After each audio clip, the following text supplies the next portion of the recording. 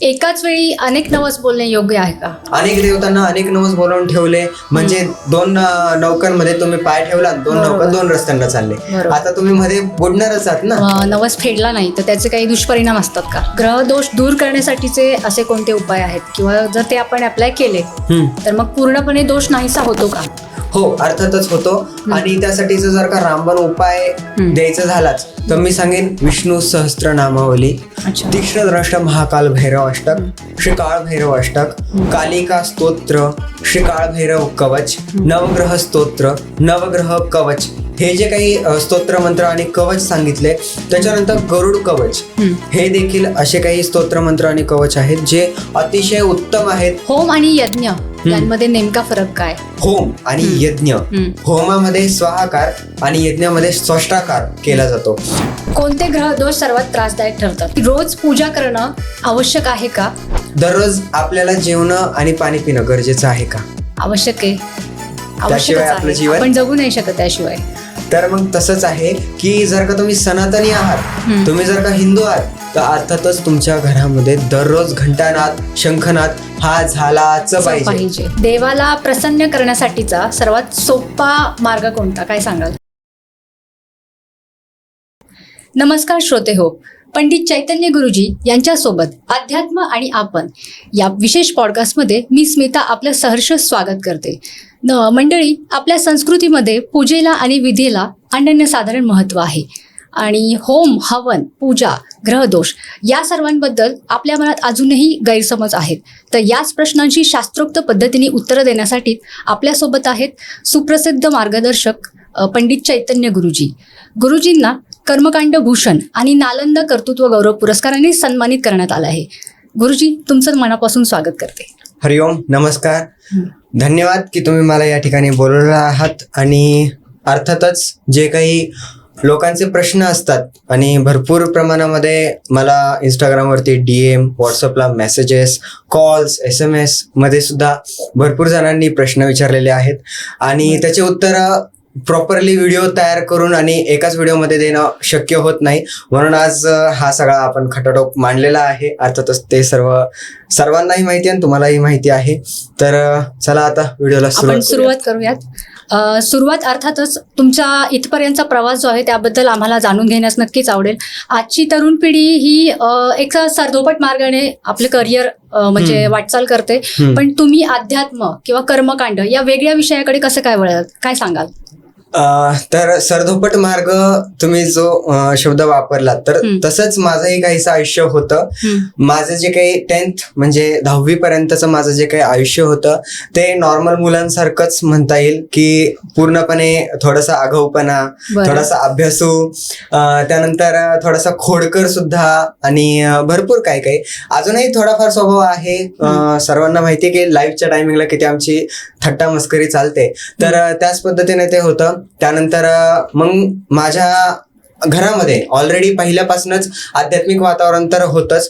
माझ्या आईकडनं आणि माझ्या मामांकडनं मला हा जो काही मार्ग आहे हा कळाला. बेसिक नॉलेज तर मला त्यांच्याकडनंच मिळालं. त्यानंतर आमच्या घरामध्ये ज्या वेळेला माझे आजोबा श्री दत्तात्रय दुसाने यांचं निधन झालं त्यावेळेला त्यांच्या वर्षश्राद्धाकरता आम्ही गुरुजी बाहेरनं बोलवले. तर आता ते आल्यानंतर त्यांच्या मंत्रांमध्ये मला भरपूर अशुद्धी जाणवली. अर्थातच मला याविषयीचं जे काही बेसिक नॉलेज होतं ते माहिती असल्या कारणास्तव मी थोडंसं त्यांच्या ज्या पुस्तकामध्ये ते बघून आणि वाचत होते त्यामुळे मी त्याच्यामध्ये डोकावून बघितलं आणि भरपूर त्यांची अशुद्धी मला लक्षात आली. त्यानंतर म्हणलं की आपण 10 लोकांचं तर भलं नाही करू शकत, पण त्या 10तनं एकाचं तर करू शकतो. म्हणून स्वतः या मार्गात उतरण्याचा एक निर्णय घेतला.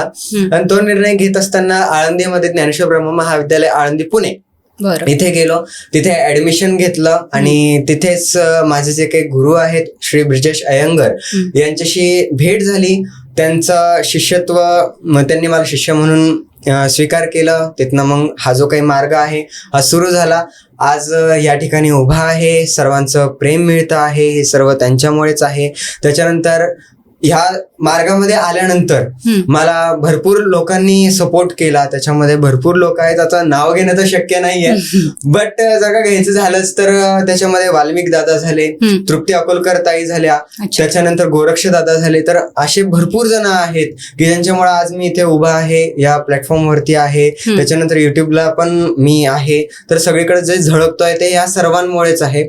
आणि जास्त करून मी जर का कोणाला श्रेय देईल तर ते माझे इष्टदेवता श्री काळभैरव यांना देईल. अर्थातच भैरवांचं नाव ऐकल्यानंतर थोडंसं मनामध्ये कुठेतरी चाहूल कुजबुजते की बाबा भैरव म्हणजे काहीतरी उग्र दैवता आहे वगैरे. तर असं काही नाहीये, हे मी सर्वांना सांगू इच्छितो. आणि पुढे आपण आता सुरुवात करूयात. नक्कीच गुरुजी, कमी वयातील तुमचा हा प्रवास नक्कीच म्हणजे आपले जे आता तरुण पिढी आहे त्यांना प्रेरणादायी ठरेल. पुढच्या विषयाकडे वळूयात. आपण आपल्यापैकी अनेकांनी म्हणजे इच्छित वर प्राप्तीसाठी नवस हे केलेच असतील. तर नवस म्हणजे नेमकं काय असतं आणि तो कधी आणि कसा करावा? नवस म्हणजेच की एक प्रकारे माझ्या शब्दात म्हणाल तर देवासोबतची एक डील. ओके. कारण ज्या वेळेला तुम्ही नवस करताय, देवा मी तुला नारळ फोडेन, देवा मी तुला एवढ्या हजाराचा हार घालेन, देवा मी तुला सोन्याचा मुकुट चढवेल. अरे बाबा, तो देव असा आहे की ज्याच्या पायामध्ये स्वतः लक्ष्मी माता बसून त्या देवतेचे पाय चेपत आहे. तुम्ही काय त्याला सोन्याचं मुकुट चढवणार आहे? तुम्ही कशाचा आमिष दाखवताय त्या देवतेला?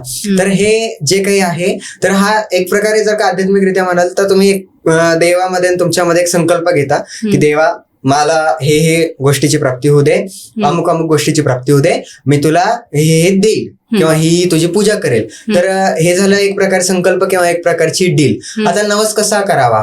तर नवस तुम्ही करा, नाही असं नाही, पण तो नवस करत असताना त्याच्यामध्ये तुमचा स्वतःचा निजी स्वार्थ असेल तर ठीक आहे, पण त्यामध्ये तुमचा निजी स्वार्थ असून समोरच्याचं जर का काहीतरी वाईट होणार असेल तर ते योग्य नाहीये. त्याच्यामध्ये मग देव काय करणार आहे की तुमचं सुद्धा कुठं ना कुठं काहीतरी अडवणार आहे, काही ना काहीतरी तुमचं सुद्धा नुकसान करून देणार आहे. कारण सर्व त्याचीच लेकरं आहेत. बरोबर. आणि कधी कधी असं होतं की नवसच पूर्ण होत नाही मग, कारण तुम्ही त्याच्यामध्ये चुकीची भावना ठेवलेली असते, म्हणून तुमचा नवस पूर्ण होणार नाही. म्हणूनच नवस असा करावा की ज्याच्यामध्ये कोणाची हानी होणार नाही, तुमचं भलंच होईल आणि तुमच्यामुळे लोकांचंही भलं होईल. असा नवस करा. मी तुम्हाला देवा मी तुला बोकडं कापेल, देवा मी तुला अंडेच देईल, देवा आता काळभैरवांचंच घ्या, काळभैरव माझी ही इच्छा आहे, मी तुम्हाला काय म्हणाल की ब्रँडी असेल वगैरे वगैरे. तर हे काही दारू वगैरे हे तुम्ही आमिष त्यांना दाखवताय. नेवैव, कारण ते देवता त्या सर्वाच्या परे आहे. आजकाल काशी क्षेत्री सुद्धा हे सर्व काही चालतं आहे, तर हे सुद्धा अयोग्य आहे, ही तामस प्रवृत्ती आहे. कृपया करून हे करू नका. बरोबर. एकाच वेळी अनेक नवस बोलणे योग्य आहे का? एकाच वेळेस अनेक नवस बोलणारे भरपूर लोक माझ्यापर्यंत पोहोचलेले आहेत, आलेले आहेत. आणि असंही झालेलं आहे की त्यांच्या आईने किंवा त्यांच्या वडिलांनी किंवा त्यांच्या पंजोबाने आजोबाने नवस केला आणि तो त्यांना आता फेडावा लागतोय. त्यांना तो माहितच नाही ना. 100 नवस करून ठेवले, त्यातनं तुम्हाला फक्त 5-50 माहिती आहे, तुम्ही ते 5-50 फेडले, बाकीच्या नवसांचं काय, बाकीच्या संकल्पांचं काय? तर मग ते पूर्ण होत नाहीत. त्याच्यामुळे एका वेळेला एकाच देवतेला धरा, एकाच देवतेला नवस करा आणि एकाच देवतेसाठी समर्पित राहा.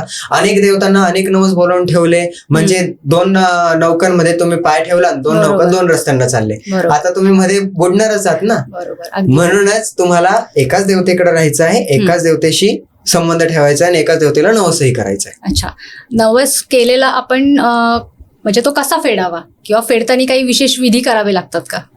नवस जसा बोलला आहे तंतोतंत तसाच फेडायचा आहे. चुकूनही असं करायचं नाहीये की आपण हा देवा मी तुला सोन्याचं मुकुट चढवेल. आणि जसं की एक चित्रपट आहे, मराठी चित्रपट आहे, गल्लीत गोंधळ दिल्लीत मुजरा, आय थिंक मी चुकत नसेल तर तोच चित्रपट आहे. मकरंद अनासपुरे. हा, मकरंद अनासपुरे यांचा आहे. तर याच्यामध्ये त्या हिरोने काय सांगितलं होतं की देवा मी तुला सोन्याचं मुकुट चढवेल. आता सोन्याची टोपी होती, तर ती सोन्याची टोपी चढवत असताना त्याने सोन्या म्हणून एक मुलगा होता चिमुकला, त्या चिमुकल्याची टोपी देवाच्या डोकी चढवली. तर मग हे अयोग्य झालं, हा संकल्प तुटला. तर मग नंतर आता तो चित्रपट आहे एक प्रकारे, त्याचं मी उदाहरण दिलं. मात्र हे जे पण काही आहे तर हे चुकीचं झालं. जसा नवस केला मग तसा नवस फेडणे. तुम्ही जर का म्हणले ना देवा मी तुझ्या 108 प्रदक्षिणा करेन, ते पण बिना चपला घालता, तर मग तसा करणे भाग आहे तुम्हाला आणि ते करणेच आहे. आणि समज जर नवस फेडला नाही तर त्याचे काही दुष्परिणाम असतात का? अर्थातच जर का तुम्ही वडिलांना बोलले की वडील किंवा बाबा मी असं अभ्यास करेन, मी एवढे टक्केवारी आणेल. आता वडिलांच्या मनामध्ये काय आशा आली, आपलं लेकरू एवढे मार्क आणून देणार आहे बाबा आपल्याला, म्हणून वडील सुद्धा त्याचे तेवढे लाड करणार आहेत, तेवढे त्याची सेवा करणार आहेत. ठीक आहे. आता त्या ठिकाणी त्याने तेवढे मार्क आणले नाही, त्याच्यापेक्षा त्याला कमी मार्क पडले किंवा त्याने कमी मार्क आणले. अशा वेळेला वडील त्याला फटके देतील का त्याचे अजून लाडच करतील? फटकेच देतील. तर त्याच प्रकारे जर का तुम्ही तसं करताय तर कृपया करून माझी हीच विनंती असेल की जसा नवस करताय तसाच तो फेडणे, नाही तर जे पण काही दंड आहे तो दंड भोगायला तयार राहा. बरोबर. वळूयात पुढच्या प्रश्नाकडे. जप म्हणजे काय आणि अध्यात्माच्या दृष्टीने त्याचं महत्व काय? जप जो आहे तो 2 प्रकारांमध्ये येतो, एक नाम जप आणि एक मंत्र जप. आता नाम जपाचा जो काही विधी मार्ग आहे त्याला कोणताही विधी मार्ग नाहीये. ठीक आहे. नाम जप जो आहे तो कुठेही कसाही कोणत्याही वेळेला कोणताही मुहूर्त नसताना कसाही करू शकता. म्हणजे आपण जे म्हणतो नामस्मरण करतो देवाचं वगैरे, तो नाम जपच झाला. अच्छा. तर मग तो तुम्ही कुठेही बसू शकता आणि कुठेही बसून करू शकता, त्याच्यामध्ये काही वावगं नाही. पण ज्यावेळेला तुम्ही मंत्र जप करताय तो मंत्र जप करत असताना तुम्हाला प्रॉपरली तुमचं आसन बघावं लागतं, तुम्हाला माळ बघावी लागते. तुम्ही रुद्राक्षाच्या माळेवरती जर का गणपतीचा जप करायला लागले किंवा इतर देवतेचा जप करायला लागले, अलाउड नाहीये. ठीक आहे. स्फटिकाच्या माळेवरती माता दुर्गेचा जप करायला लागले, अलाउड नाहीये. तर तुम्हाला माळेपासून तर तुमच्या वेशभूषेपासून तर तुमच्या आसनापर्यंत, म्हणजे शेंडीपासून ते पायाच्या नखापर्यंत सर्व गोष्टी बघाव्या लागतात आणि मग मंत्रजप करावा लागतो. उच्चारण सुद्धा तुमचं स्पष्टच हवं, अन्यथा तुम्ही मंत्रजप करू नका, तुम्ही नामजप करा. अच्छा. भरपूर माझे व्हिडिओ आहेत त्याच्यामध्ये मी म्हणतो की जर का तुम्ही गुरु केलेले नाहीत तर तुम्ही या मंत्राचा जप करा, तुम्ही त्या मंत्राचा जप करा. बीज मंत्रांचा ओमचं उच्चारण करू नका, मंत्रांचं उच्चारण करू नका. ते ह्या कारणास्तवच आहे, कारण जर का चुकीचा मंत्र तुम्ही उच्चारण केला ना तर जागेवरती तुम्हाला त्याचं जे काही दुष्परिणाम आहेत ते भोगावे लागतातच. आणि जप आपण जप करत असताना माळेचं किती महत्व आहे, म्हणजे किती आवश्यक आहे का? हो, जपमाळ महत्वाची आहे, कारण शास्त्रांनी सांगितलेलं आहे की तुम्ही तांदळाचे किंवा धान्याचे जे काही दाणे आहेत ते मोजू शकत नाही, तुम्ही फुलं मोजू शकत नाही. भरपूर आजकाल गुरुजी आहेत की पुरोहित्य करणारे आहेत की जे फुलं, तांदळाचे दाणे यांच्यावरती मंत्र जप करतात. ठीक आहे. ते अलाउड नाहीये. तुम्ही करंगली माळा म्हणजे जे काही आपले बोट आहेत त्याच्यावरती मोजू शकता. जर का तुम्हाला करंगली माला म्हणजे बोटांवरती मोजता येत नसेल, ती संख्या माहिती नसेल, तर तुम्ही जी काही माळ आहे ती माळ घेऊ शकता. सर्वात उत्तम माळ रुद्राक्षाची आहे. रुद्राक्षाच्या माळेवरती तुम्ही टोटल जप करू शकता, त्याच्यामध्ये काही वावगा नाही, काही प्रॉब्लेम नाही. त्यातनं एक तुळशीची माळ आहे, तुळशीच्या माळेवर सुद्धा तुम्ही जप करू शकता. फक्त गणपतीचा जो काही मंत्र आहे किंवा गणपतीचे जे काही स्तोत्र मंत्र आहेत त्याचा तुम्ही जप तिथं करू शकत नाही. अच्छा. आणि जप करताना समजा आपलं मन एकाग्र नसेल तर काय करावं?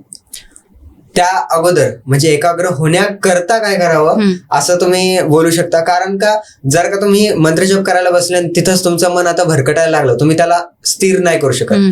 पहिली गोष्ट सायकोलॉजी मी या ठिकाणी सांगेन की तुम्हाला मनाला आहे ना मोकळं सोडून द्यायचंय. बरं. ठीक आहे. कारण मनाला तुम्ही ताब्यात धरायला लागला ना तर तुमचं लक्ष तिथं राहणार आहे की नाही मला मनाला ताबा धरायचा आहे, मनाला ताबा धरायचा आहे, मनाला भरकुटू द्यायचं नाहीये.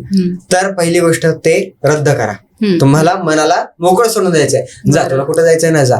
आणि सेकंडली की ज्या वेळेला तुम्ही मंत्रजप वगैरे करायला बसता त्या अगोदर जो मंत्र जप करणार आहे त्याचं एक सायलेंट ट्यून तुम्ही युट्यूबला गुगलला सर्च करा, ती श्रवण करा, जेणेकरून तुम्हाला ते मनामध्ये ऑटोमॅटिकली बिंबवणार आहे. सायकोलॉजीनुसार तुम्ही ते मनामध्ये सुद्धा तेच तुम्ही रिपीट करणार आहात, त्याच्यामुळे तुम्हाला काही प्रॉब्लेम येणार नाही.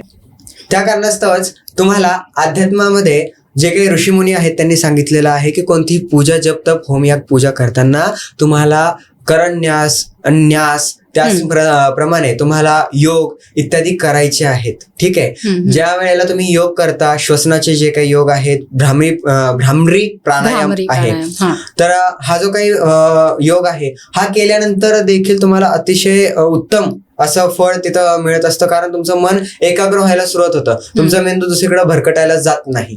ठीक आहे. तर तुमचं मन भरकटू नये यासाठी हा उपाय आहे. खूप छान पद्धतीने तुम्ही समजावून सांगता आहात. आपला संवाद नक्कीच पुढे जातोय. मला एक विचारूशी वाटतं की जप करताना संख्या महत्वाची की भावना? म्हणजे ज्या वेळेला तुम्ही मंत्र जप करताय त्यावेळेला तुमची संख्या महत्वाची आहे. ज्या वेळेला तुम्ही नाम जप करताय त्यावेळेला तुमची भावना गरजेची आहे. अच्छा. श्री प्रेमानंद महाराज यांना आपण जर का उदाहरणामध्ये घेतलं तर परमपूजनीय श्री प्रेमानंद महाराज यांनी भावना प्रधान आहेत. ते स्वतः भावना प्रधान आहेत. त्याच पद्धतीने ते ज्या वेळेला नामजपाचं सांगतात त्यावेळेला ते भावनिकरित्या सांगतात. तुम्हाला तिथे भावना गरजेची आहे आणि त्यांनी भावनेनेच राधाराणींना जिंकलेलं आहे. ते त्यांच्या पायाजवळ आहेत. ठीक आहे. आणि मी सुद्धा हे सांगेल की कर्मकांड जे आहे ना तर हे तुम्हाला कुठे घेऊन जाणार आहे की देवापाशी घेऊन जाणार आहे. मात्र तुमच्या इच्छा पूर्ती करून देण्यापुरतेच. ज्यावेळेला तुम्ही भावनेने देवाला जवळ घेताय, देवाला म्हणताय देवा मी तुझा आणि तू माझा, त्यावेळेला देव तुम्हाला कवटवणार आहे. ठीक आहे. मिठीमध्ये घेणार आहे. ज्यावेळेला तुम्ही म्हणणार आहे देवा हे करून दे मला, त्यावेळेला देव काय म्हणणार आहे, हा ठीक आहे करून देतो पायाजवळ. ठीक आहे. त्यामुळे भावना गरजेची आहे कारण तुम्हाला देवाच्या हृदयापाशी पोहोचायचं आहे. मंत्रजप करत असताना तुम्हाला प्रयत्न करायचा आहे की जी काही संख्या असेल तुमची काही शुद्धी असेल ती गरजेची आहे. संख्यामध्ये तुम्ही विषम संख्या जी आहे ती घ्यायची आहे. जसं की 1.25 लाख हा लास्ट स्टेज आहे. ज्यावेळेला तुम्हाला एखादा मंत्र सिद्ध वगैरे करायचा असतो त्यावेळेला तुम्हाला 1.25 लाख एवढा मंत्र जप पूर्ण करायचाच आहे. त्याशिवाय तुम्हाला पर्याय नाही. त्याच्यानंतरच तुमचा मंत्र सिद्ध होणार आहे. मग तुम्ही ग्रहणात करा नाही तर कुठेही करा, कसाही करा. अच्छा. मग योग्य वेळ अशी त्याची काही असते का जप करण्याची? हो, जप करण्याची योग्य वेळ आपण म्हणू शकतो जसं. हा, जप करण्याची योग्य वेळ आहे, विशिष्ट वेळ आहे ती अशी की ज्या वेळेला तुम्ही श्री काळभैरवांचा जप कराल किंवा माता भद्रकाली, कालिका किंवा उग्र देवतांची साधना भक्ती करताय किंवा मंत्र जप करताय त्यावेळेला तुम्हाला ते रात्रीच्या वेळेला करायचंय, 9च्या नंतर. ठीक आहे. आणि तेही तामसिकरित्या जर का करताय तर, राजसिकरित्या करताय तर संध्याकाळी 5:30 नंतर ते संध्याकाळी 7:30-8 वाजेपर्यंत लास्ट राजसी जप करताय तामस किंवा राजस देवतांचा. तर आता याच्यामध्ये जर का तुम्ही माता दुर्गा यांची जर का मंत्र जप करताय तर तुम्ही राहू काळ पकडा. राहू काळामध्ये जर का जप केला तर तुम्हाला 2 फायदे आहेत. एक तीर से 2 निशाणे आपण म्हणतो तसं. कारण का राहू दुर्गा मातेच्या भक्तीने अतिशय प्रसन्न होतो. राहूची पीडा तुमची निघून जाईल. दुसरी गोष्ट की तुम्हाला दुर्गा माताही प्रसन्न होऊन जाईल. ठीक आहे. एक तीर से 2 निशाणे झाले. त्याच्यानंतर भगवान शिवांचा जर का मंत्र जप करताय तर भगवान शिवांचा मंत्र जप करत असताना तुम्ही निशित काळ जो असतो तो निशित काळामध्ये, प्रदोष काळामध्ये म्हणजे सूर्यास्त होण्याच्या अर्धा तास अगोदर आणि सूर्यास्त झाल्यानंतर अर्धा तास हा जो काही कालावधी आहे या कालावधीमध्ये म्हणजे 1.5 तासाचा तर काळ तुम्हाला मिळूनच जातो. तर या 1.5 तासामध्ये जर का तुम्ही मंत्र जप केला तर अतिशय उत्तम तुम्हाला फळाची प्राप्ती होईल. बरं, खूप छान. पूजेसंदर्भात काही प्रश्न विचारते की रोज पूजा करणं आवश्यक आहे का? आणि जर त्यामध्ये काही खंड पडला तर ते काही दोष लागतो का? आता मुळामध्ये मी तुम्हालाच एक प्रश्न विचारू इच्छितो की दररोज आपल्याला जेवणं आणि पाणी पिणं गरजेचं आहे का? आवश्यक आहे. त्याशिवाय आपलं जीवन आपण जगू नाही शकत त्याशिवाय. तर मग तसंच आहे की जर का तुम्ही सनातनी आहात, तुम्ही जर का हिंदू आहात तर अर्थातच तुमच्या घरामध्ये दररोज घंटानाद, शंखनाद हा झालाच पाहिजे. आणि घंटानाद, शंखनाद केव्हा होणार आहे? ज्या वेळेला तुमच्या घरामध्ये पूजा होणार आहे. मंत्रजप तुमच्या घरात झालाच पाहिजे. नाहीतर तुमची पिढी काय म्हणणार आहे, अरे आमच्या आई वडीलच पूजा करत नाही, आम्ही कशाला करायची? तशी आजची जी काही तरुण पिढी आहे ती इंग्रजी परंपरेकडे खूप जास्त वळलेली आहे. तर त्यांना आपल्याकडे वळवण्याचा प्रयत्न आपल्याला करायचा. म्हणून आपण स्वतः देवपूजा केली पाहिजे. दररोज आपल्या घरामध्ये मंत्र जप झाले पाहिजे. आपल्या घरामध्ये आपण दररोज शंखनाद आणि घंटानाद केला पाहिजेत. आणि प्रयत्न करायचा काय, आपण व्हेजिटेरियन राहणे जेणेकरून आपल्याला दररोज देवपूजा करता येईल. पण मी एक म्हणेन की आता स्त्रियांच्या बाबतीत मासिक धर्मामध्ये पूजा केली तर चालते का? म्हणजे तिथे तर खंड पडू शकतं. हा, आता मासिक धर्मामध्ये आपले शास्त्र सांगतात की मासिक धर्मामध्ये जी काही स्त्री आहे ही 4 दिवस ही अपवित्र मानली जाते. अपवित्र हा शब्द चुकीचा राहील पण आता ते आहे तर आहेच. तर मग तिला त्या वेळेमध्ये, त्या स्त्रीला त्या वेळेमध्ये सांगण्यात आलेलं आहे की तू आराम कर. तू एका बाजूने तू एका खोलीमध्ये राहा, तिथेच तुझं खाणं पिणं राहील, तुला कोणत्याही गोष्टीचं टेन्शन घेणं नाहीये, तुला जास्त बोलणे नाहीये, तू संगीत वगैरे बोलू नकोस, म्हणजे संगीत वगैरे गाऊ नकोस आणि आराम तिथेच कर. ठीक आहे. आणि इकडे घरामध्ये तुम्ही नॉर्मली पूजा करू शकता.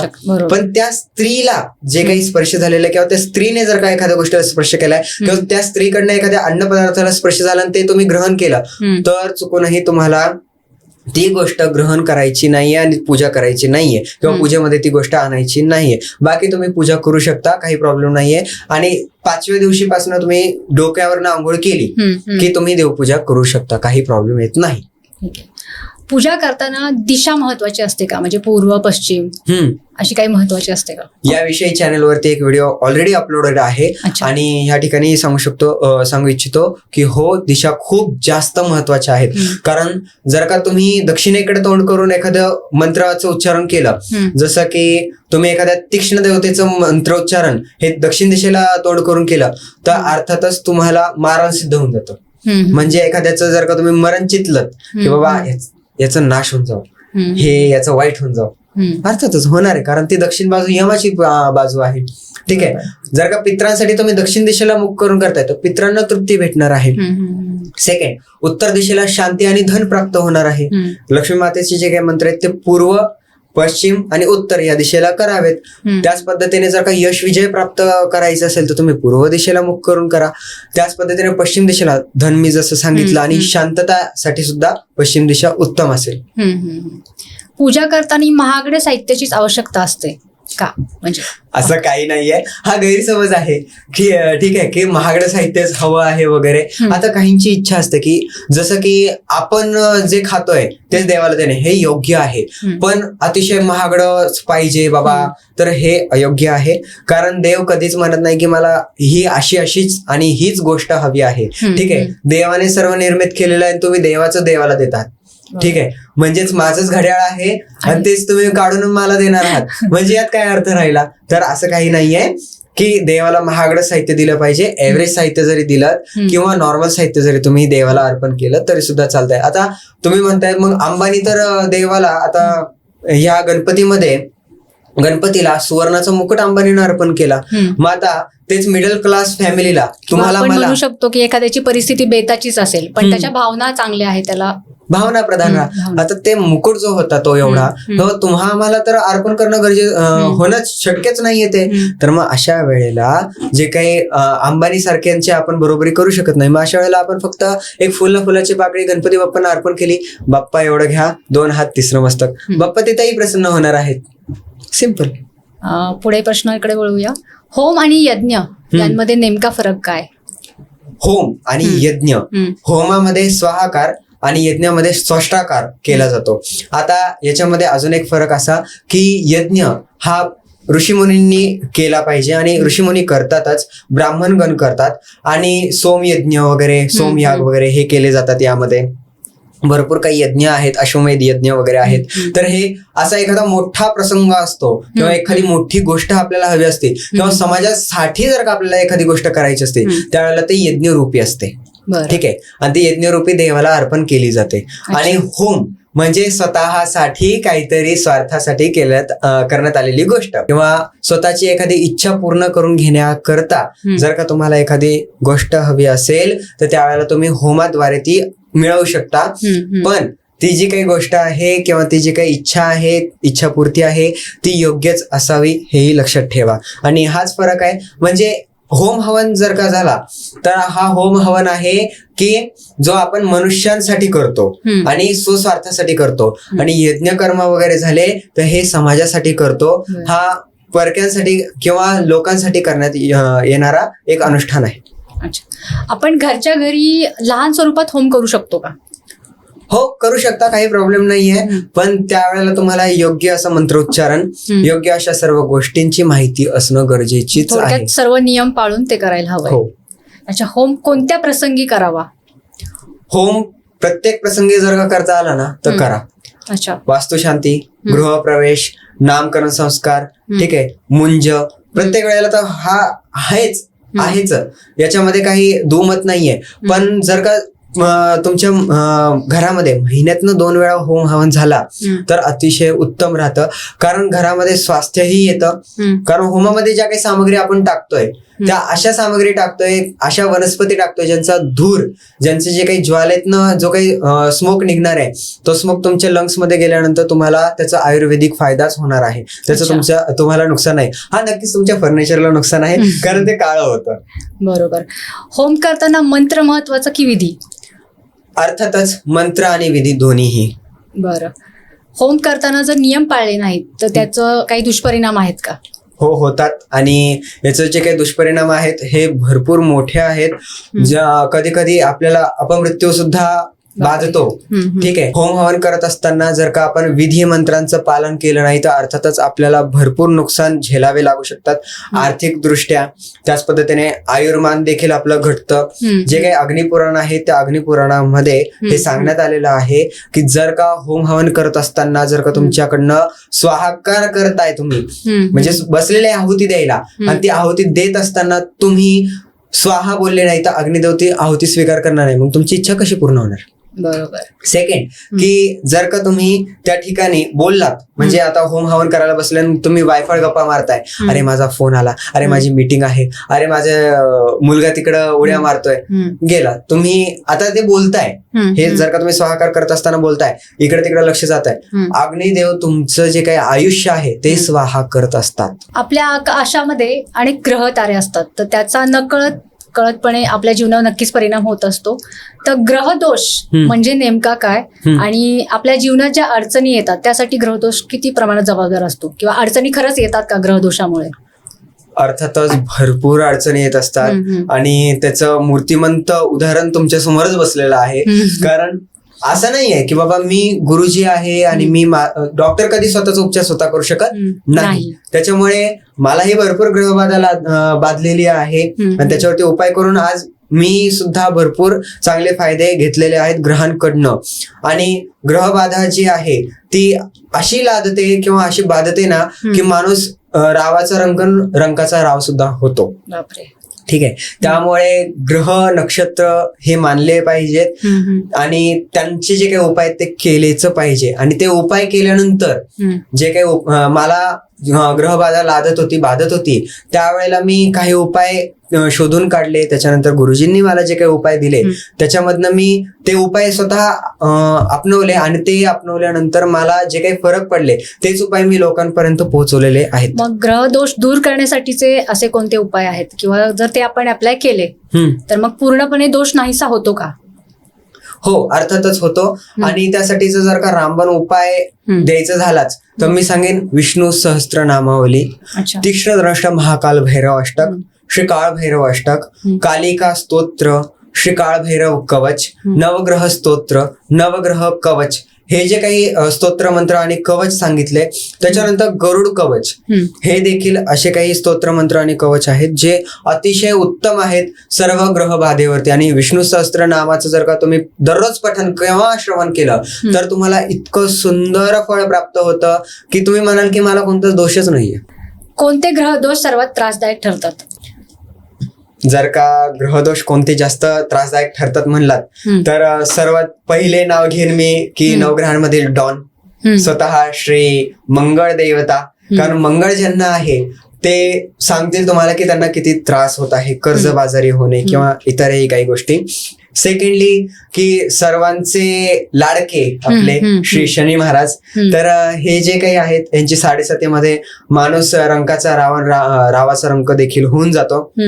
कारण शनीची 7.5 अशी असते की माणूस सुरुवातीला वर्ण खाली पडतो आणि शनी महाराज ज्या वेळेला जात असतात त्यावेळेला महाराज स्वतःच्या हाताने त्या व्यक्तीला रंकाचा राव करून टाकतात आणि त्याला एवढं अफाट धनाची प्राप्ती करून देतात.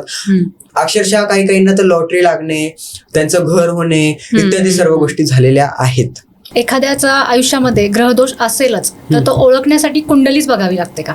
अर्थातच जर का तुम्हाला ग्रहदोष आहे तर तुम्हाला कुंडली पाहिल्याशिवाय पर्याय नाहीये. कारण तीच एक गोष्ट आहे की ज्याच्यातनं तुम्हाला ग्रहदोष कळणार आहे. आणि सेकंडली की ग्रहदोष कळण्यासाठी जर का तुमच्याजवळ कुंडली नाहीये तर मग आता तुम्हाला काय काय त्रास होत आहेत. तुम्ही कर्जबाजारी होताय, तुम्हाला अचानक काहीतरी गोष्टी तुमच्या समोर येत आहेत, तर मग अशा वेळेला तुम्हाला काय काय असू शकतं की तुम्हाला अंगारक योग असू शकतो. त्याच्यामुळे होतं की तुम्हाला अचानक तुमच्या समोर गोष्टी येतात आणि तुम्ही कर्जबाजारी होताय. तर अंगारक योगाचा हा एक गोष्ट आहे, मी एक उदाहरण दिलेलं आहे. त्याच्यानंतर फक्त कर्जबाजारी होत आहे म्हणजे तुमचा मंगळ खराब आहे, तुमचं शुक्र खराब आहे, तुमचा जोडीदार तुमच्याशी योग्य पद्धतीने बोलत नाही, तुम्हाला जोडीदार भेटत नाही, तुमचं लग्न होत नाहीये, तुमचा गुरु आणि शुक्र खराब आहे. तर हे पण काही अशी गोष्टी आहेत की ज्याच्यामध्ये तुम्हाला जर का कळालं की बाबा हा मला हा त्रास होतोय आणि गुरुजींना जाऊन सांगितलं आणि योग्य गुरुजी असतील, ज्ञानी गुरुजी असतील, तर ते तुम्हाला सांगतील की तुम्हाला हा ग्रह बाधत आहे. बरं, काही सामान्य शंका आहेत म्हणजे आपल्या श्रोत्यांच्याही आणि ऑफकोर्स माझ्या मनामध्येही, की नवस, जप आणि पूजा यांमध्ये फरक काय आहे? नवस आणि जप, पूजा. नवस, जप आणि पूजा यामध्ये काय काय फरक आहे? अर्थातच थोडासा विचार करण्यासारखा प्रश्न हा विचारलेला आहे. ज्यांनी कोणी विचारला आहे त्यांना खरंच खूप खूप धन्यवाद.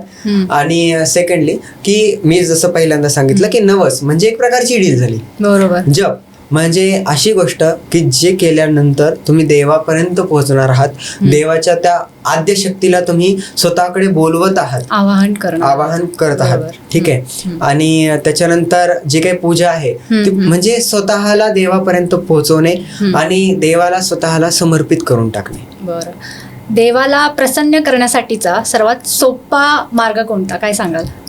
देवाला प्रसन्न करण्याकरता एक सुंदर असा एकच उपाय आहे की देवाला 2 हात आणि 3 मस्तक. ना होम यज्ञ, न जप, न तप, न याग, न पूजा. देव म्हणतो की तू फक्त समर्पित हो बाळा. जर का तुम्ही एकदा समर्पित झाले देवाला, 2 हात आणि 3 मस्तक देवाच्या समोर ठेवलं तर बस, देवाला आणि काही नको. म्हणजे फक्त मनापासून प्रार्थना केली तरी चालते बस, आणि काही नको देवाला. आणि देव खरंच आपल्या इच्छा पूर्ण करतो का? हो, का नाही. देव आपली आई आहे, आपले वडील आहेत. जर का तुम्ही कर्मकांडातनं देवांना पाहायला गेलेत ना, तर देव आपल्याला वडिलांप्रमाणे फळ देतात. म्हणजे कसं की जर का तुम्ही चुकले कर्मकांडामध्ये तर तुम्हाला शिक्षा आहे. तुम्ही जर का भक्ती केलीत, सर्वसाधारण भक्ती जर का करताय, तर त्यावेळेला काय होतं की देव तुम्हाला आईच्या नजरेनं बघतो. आई कसं की बाळ चुकलं ना, ठीक आहे चुकलं बाळ, ये बाळा, काही नाही, पदराआड घेतो बाळ, बाळाला आई पदराआड घेते. त्याच पद्धतीने आहे देवाचं की जर का तुम्ही कर्मकांड करताय ना, तर मग देव वडिलांसारख्या नजरेनं बघणार आहे. आणि जर का तुम्ही भक्तिभावाने करताय, भावनेनं करताय, तर मग आईप्रमाणे बघणार आहे. दुसऱ्याकडून जर आपण पूजा करून घेतली तर ती तितकीच प्रभावी ठरते का? जर का भूक मला लागली आणि जेवले तुम्ही तर पोट कोणाचं भरणार आहे, माझं की तुमचं? तर त्याच पद्धतीनं आहे की जर का चुकून हुकून तुम्हाला वेळ नाहीये तर अर्थातच दुसऱ्या व्यक्ती संकल्प करून तुमच्या नामे ती पूजा करू शकता, पण त्याचं फळ मी म्हणेल की तुम्हाला कमीच प्राप्त होईल आणि त्या व्यक्तीला जास्त प्राप्त होईल, कारण ते व्यक्ती पुण्यदान करत आहे आणि पुण्यदान महादान आहे. आणि याच्यामध्ये दुसरी गोष्ट की तुम्हाला वेळ भेटेल किंवा वेळ काढा, वेळ भेटेलच नाही, वेळ काढा. पूजा, जप, तप याच्यासाठी वेळ काढा आणि ती पूजा वगैरे करा. ठीक आहे. आणि पूजा तुम्ही केलीच पाहिजे. बरोबर. कोविड पासून ऑनलाईन हा शब्द आपल्या अंगीकार म्हटलं एक अंगवळणी पडलाय. ठीक आहे. तर ऑनलाईन पूजा, ऑनलाईन जप ही तितकीच प्रभावी ठरू शकते का? जसं की आपण ऑनलाईन आता स्टडीज करतो, म्हणजे अभ्यास करतो ऑनलाईन वर्क, तसंच आता ऑनलाईन पूजा जप असंही आपलं सुरू आहे. तर ते किती प्रभावी असू शकतं किंवा असतं का?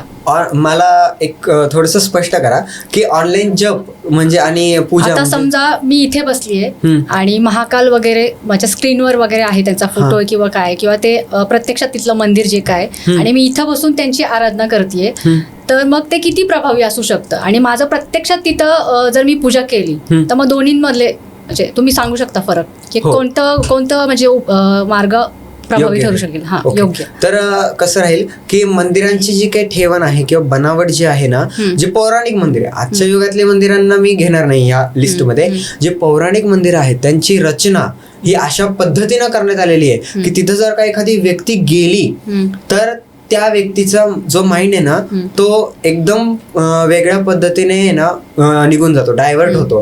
ठीक आहे. त्याच्या मनामध्ये शांतता येते.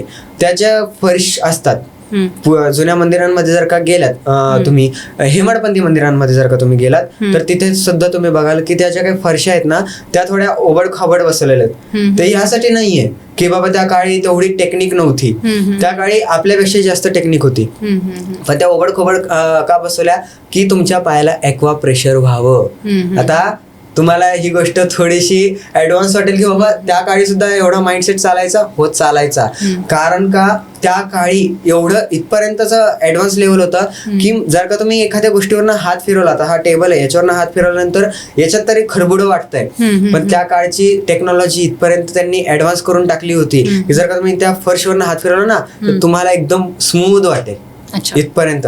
तर मग तरी सुद्धा त्यांनी ते का फरशी तसे तयार केले किंवा तुम्हाला ॲक्वा प्रेशर व्हावं, तुमचं जे काही सर्व शरीर आहे ते थोडं रिलॅक्स व्हावं म्हणून. तसंच आहे. आणि ते जे काही वातावरण आहे, तिथलचं जे काही मंत्र आहेत, ते जे काही धून आहे, त्याच्यानंतर ती जी काही हवा आहे, तिथलचे जे काही मंत्र वगैरेंचं उच्चारण आहे, ती जे काही संगीत सायकोलॉजीमध्ये आहे ना एक म्युझिक थेरपी आहे. तर ती म्युझिक थेरपी तुमच्या मेंदूवरती, माइंडवरती आणि हृदयावरती केली जाते. तर मग मी तुम्हाला हे सांगेल की तुम्ही डायरेक्टली जर का तिथे जाऊन करताय तर अतिशय उत्तम राहील. तिथे जाऊन पूजा करा, तिथे जाऊन दर्शन घ्या. आणि सेकंडली जर अर्थातच काहींना जाता येत नाही, काहींचे फायनान्शियल प्रॉब्लेम आहेत, काहींचे आरोग्याचे प्रॉब्लेम आहेत, मग अशा वेळेला जमत नाही, मग अशा वेळेला तुम्ही मोबाईलवरती बसून आणि दर्शन वगैरे घेऊ शकता, काही प्रॉब्लेम नाहीये. म्हणजे तुमचं म्हणणं असं की प्रत्यक्षात जी अनुभूती आपण घेतो ती जास्त प्रभावशील ठरू शकते. हो. अच्छा, गुरूंचं मार्गदर्शन का महत्वाचं आहे? गुरु या शब्दाचा जर का आपण अर्थ पहिले जाणून घेतला तरच आपल्याला गुरूंचं मार्गदर्शन का घ्यावं हे आपल्याला समजून येईल. ठीक आहे. या उत्तरामध्येच तुमचं आपण ह्या प्रश्नाचं सुद्धा उत्तर आहे. गुरु याचं आपण थोडंसं विभाजन करू. गु म्हणजे अंधार आणि रु म्हणजेच प्रकाश. अंधाराकडून प्रकाशाकडे नेणारे ते म्हणजे गुरु. आता आपल्याला जे पण काही मार्गदर्शन करत आहेत, आपण आता अंधारात आहोत, आपल्याला मार्गदर्शन करून ते उजेडाकडे नेत आहेत, आपल्याला देवाकडे, ईश्वरापर्यंत ते नेत आहेत. म्हणूनच मी सांगेन की गुरूंचं मार्गदर्शन घ्या. आणि पहिली गोष्ट, गुरु निवडताना योग्य गुरु निवडा. असं करू नका की एखादे भोंदू बाबा पकडले त्यांनाच तुम्ही गुरु केलं, मग तुम्ही ते गुरुचं गु असं करताय. तुमच्या आयुष्यातील असे प्रकाशाकडे नेणारे गुरु कोण आहेत? श्री स्वामी चिसद विलासानंद म्हणजेच गणेशपुरी येथे त्यांचा आश्रम आहे आणि ते विदेशामध्ये सुद्धा काम करत आहेत. त्यांचं जर का शॉर्ट नाव म्हणलं, सर्वजण भारतामध्ये त्यांना लाडाने गुरुमाई असं म्हणतात. त्या देखील एक स्त्री आहेत. अच्छा. आणि त्या आध्यात्मिक मार्गदर्शक आहेत, आध्यात्मिक गुरु आहेत. ध्यानधारणेमध्ये सुद्धा त्या आहेत. त्यांची ही तिसरी पिढी आहे. त्या ज्या आसनावरती, ज्या गादीवरती आहेत, ही त्यांची तिसरी पिढी आहे. मुक्तानंद स्वामी आणि नित्यानंद स्वामी हे त्यांचे गुरु होऊन गेलेले आहेत आणि आजही गणेशपुरी येथे त्यांचा आश्रम आहे. सेकंडली की माझे गुरु ब्रिजेश अयंगर, त्याच्यानंतर मारुती झा म्हणून आहेत. तर हे सर्व माझे गुरुजन होते की ज्यांनी मला आज इथपर्यंत आणून सोडलेलं आहे. अच्छा. घरात सतत अडचणी येत असेल तर काय करावं, काय उपाय करावेत? घरामध्ये जर का सतत अडचणी येत आहेत तर पहिली गोष्ट की तुमची वास्तू नीट आहे का. बरोबर. ठीक आहे. एखादे वास्तू स्पेशलिस्ट असतील त्यांना बोलवा, त्यांच्याकडनं वास्तूची व्हिजिट करून घ्या की आमच्या वास्तूमध्ये कोणती गोष्ट चुकीची आहे का, वास्तुदोष वगैरे काही वास्तुदोष वगैरे आहे का. कारण भरपूरदा असं होतं की बेड चुकीच्या ठिकाणी आहे, तिजोरी चुकीच्या ठिकाणी आहे, देवघर चुकीच्या ठिकाणी. आता एका ठिकाणी मी वास्तू व्हिजिटसाठी गेलो, त्या ठिकाणी नैऋत्य कोणामध्ये तुमचं देवघर आहे म्हणल्यावरती अर्थातच तुमच्या घरामध्ये संकट येणारच आहेत. ठीक आहे. ईशान्य कोणामध्ये तुमचा बेड आहे म्हणल्यावर तुमच्या घरामध्ये दैवीय शक्ती कमी, आसुरी शक्ती जास्त आहेत. मग अशा वेळेला तुम्हाला वास्तू स्पेशलिस्टची गरज गरजेचीच आहे. आणि त्याच्यानंतर जर का तुमच्या घरामध्ये सतत संकट आहेत तर तुम्ही मिठाच्या पाण्यामध्ये मिठाचं पाणी करा आणि त्यामध्ये थोडंसं गोमूत्र टाका. त्या पाण्याने संपूर्ण घर पुसून घ्या आणि दररोज करा. तुमच्या घराचा जो काही उंबरठा आहे त्या उंबरठ्याला हळदीचा लेप करावा आणि जेणेकरून तुमचं, आणि उंबरठ्याचं मेन पूजन करा. तुमच्या घरामध्ये घंटानाद आणि शंखनाद करा. तुम्हाला जे पण काही अडचणी येत आहेत ना त्यातनं बऱ्यापैकी तुम्हाला मुक्तता मिळेल. अच्छा. आपण शेवटाकडे वळूयात आजच्या या पॉडकास्टच्या. ह्याचा एक सारांश म्हणता येईल म्हणजे हा प्रश्न, आजच्या या कलियुगात कर्मकांडांचं नेमकं स्थान काय किंवा त्याला महत्व काय? कर्मकांडाला लोकांनी, जे काही विशिष्ट संप्रदायातले लोक आहेत त्यांनी कर्मकांडाला फक्त आणि फक्त एक जोक म्हणून पाहणे ठेवलेलं आहे. किंवा जी काही ब्राह्मण कम्युनिटी आहे त्यांना सुद्धा फक्त एक जोक म्हणून ठेवलेलं आहे. त्यांच्याविषयी जोक करणे, त्यांच्या मागे काहीही बोलणे आणि गणपतीमध्येच मग त्यांनाच बोलवणे असं केलेलं आहे. आणि कर्मकांड याच्याकडे जर का आपण पाहायचा दृष्टिकोन म्हणला कलियुगामध्ये तर एक प्रकारे ती तुमची काठी आहे. तुम्हाला एका देवतेकडे, एका तुमच्या इच्छेकडे नेण्यासाठीची तुमची एक काठी आहे. ही कलियुगातलीच नाही तर ही ह्या चारही युगांमधली काठी होती, आहे आणि राहील. त्याच्यामुळे जे काही शास्त्र आहेत, वेद आहेत, ब्राह्मण आहेत, देव आहेत, देवी आहेत, यांचं आणि आपल्या हिंदू धर्माचं तुम्ही स्वतः रक्षण केलं पाहिजे. तुम्ही त्याच्याविषयी आवाज उठवला पाहिजे आणि तुमच्या हातातील ती जी काही कर्मकांडाची काठी आहे त्याने तुम्ही देवापर्यंत पोहोचलं पाहिजे. अच्छा गुरुजी, आजचा हा संवाद खूपच ज्ञानवर्धक आणि मार्गदर्शक ठरला. ग्रहदोष, पूजा, होम, हवन यांबद्दल आम्हा सर्वांच्या मनात असलेले गैरसमज नक्कीच दूर झाले. तर तुम्ही अत्यंत सोप्या शब्दामध्ये आम्हाला या सर्वांची या प्रश्नांची उत्तरं दिलीत, तर त्यासाठी तुमचे खूप खूप आभार मानते. धन्यवाद. आणि तुम्ही खूप उत्तम प्रश्न विचारलेले आहेत. अर्थातच टीमने सुद्धा भरपूर काही मेहनत केलेली आहे. कर्मकांड दर्शनच्या टीमने सुद्धा जे काही प्रश्न होते हे काढण्यात भरपूर मेहनत केली, कारण कमीत कमी 500 प्रश्नांपेक्षा जास्त प्रश्न आलेले होते. काही प्रश्न रिपीटेड होते, मात्र आता हे जे काही 50 प्रश्न आहेत यांमध्ये आपला हा ब्रॉडकास्ट पूर्ण झालेला आहे. आणि नक्कीच पुढे देखील आपण असाच एखादा ब्रॉडकास्ट करू. आणि अर्थातच तुम्ही देखील खूप छान पद्धतीने हे जे काही ब्रॉडकास्ट आहे याला पुढे आणलेलं आहे. आणि कर्मकांड दर्शनच्या टीमला सुद्धा खूप खूप थँक्यू, कारण त्यांनी 500 प्रश्नातनं कटून छटून एवढे 50 प्रश्न काढलेले आहेत. काही प्रश्न रिपीटेड होते, मात्र त्यांनी त्या सर्व प्रश्नांचा सारांश घेऊन आणि हे 50 प्रश्न तयार केले. त्यामुळे त्यांनाही खूप खूप धन्यवाद. आणि सर्व श्रोत्यांना सुद्धा खूप खूप धन्यवाद. तुम्हा सर्वांचं जे काही प्रेम आहे, तुम्हा सर्वांचा जो काही आदर सत्कार आहे, ते सर्व तुमचा सपोर्ट जो आहे तो सर्व आमच्यासोबत असाच राहू द्यात. आम्ही पुन्हा एकदा असाच एखादा ब्रॉडकास्ट घेऊन तुम्हा सर्वांच्या भेटीला येऊ. तोपर्यंत हरिओम. श्रोते हो, तुम्हाला आजचा हा पॉडकास्ट कसा वाटला आम्हाला नक्की कळवा. तुमच्या प्रतिक्रिया आणि प्रश्नांची वाट पाहत आहोत. पुन्हा भेटूया अशाच एका विषयासह पंडित चैतन्य गुरुजी यांच्यासोबत अध्यात्म आणि आपण या पॉडकास्टमध्ये. तोपर्यंत रजा घेतो. नमस्कार. ओके.